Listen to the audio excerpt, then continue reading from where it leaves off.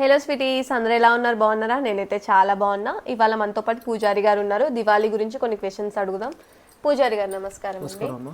So Diwali ఏ రోజు చేసుకోవాలి? ఎందుకంటే ఎవరికి కరెక్ట్గా తెలియట్లేదు అనమాట ఏ రోజు చేసుకోవాలని. సో చెప్పండి, ఏ రోజు చేసుకుంటే మంచిదని. అక్టోబర్ 19వ తేదీన నరక చతుర్దశి ఉంటుంది. 20వ తేదీ తెల్లవారుజామునే మంగళహారతులు నివాళులు తీసుకోవాలి. ఈసారి ఏమవుతుందంటే అమావాస్య 2 రోజులు ఉంటుందన్నమాట.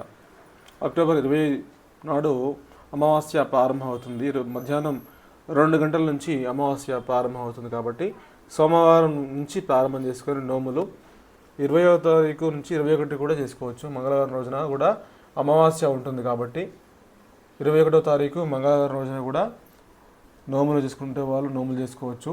అంటే సోమవారం కూడా నోములు చేసుకోవచ్చు, మంగళవారం కూడా నోములు చేసుకోవచ్చు అనమాట. ఈసారి 2 రోజులు పండుగ ఉంటుంది.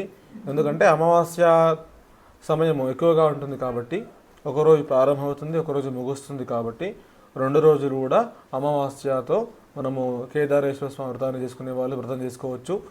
కేవలం మంగళహారతులు ఉన్నవాళ్ళు మాత్రము సోమవారం నాడు తెల్లవారుజామున మంగళహారతులు నివాళులు తీసుకోవాలన్నమాట.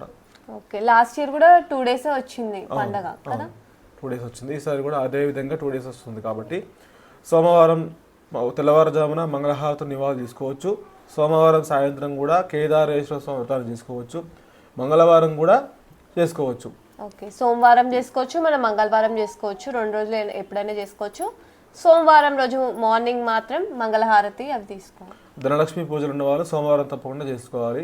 సోమవారం సాయంత్రము ధనలక్ష్మి పూజ చేసుకోవాలమ్మా.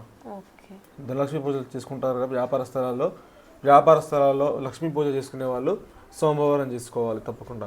ఓకే ఓకే, నోములు మండే ఈవినింగ్ లేదా ట్యూస్డే ఎప్పుడైనా చేసుకోవచ్చు.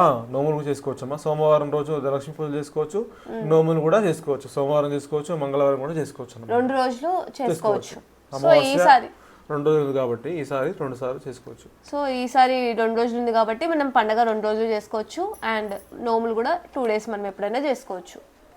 కొంతమంది మంగళవారం చేసుకోవద్దా అని ఉంటది కదా, అలా ఏముండదమ్మా. అమావాస్య రోజు మాత్రమే నోముకోవడం జరుగుతుంది అనమాట. ఇది ఏ రోజు ఏ వారం అయితే వస్తుందో ఆ రోజు పండుగ చేసుకోవాలి తప్పితే మంగళవారం చేసుకోవద్దు అనేది ఏమి ఉండదు అనమాట. చాలా మందికి డౌట్ ఉంటది ఇట్లా మంగళవారం.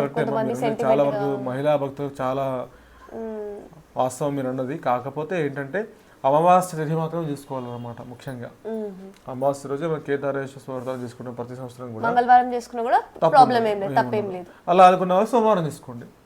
మహిళా భక్తుల సెంటిమెంట్ ఎక్కువ ఉంది అనుకోండి, సోమవారం తీసుకోండి. అలాంటి వాళ్ళు మంగళవారం పట్టింపు లేదు అనుకుంటే మంగళవారం చేసుకోవచ్చు అనమాట. ఓకే, మీరు 2 రోజులలో ఏ రోజైనా చేసుకోవచ్చు.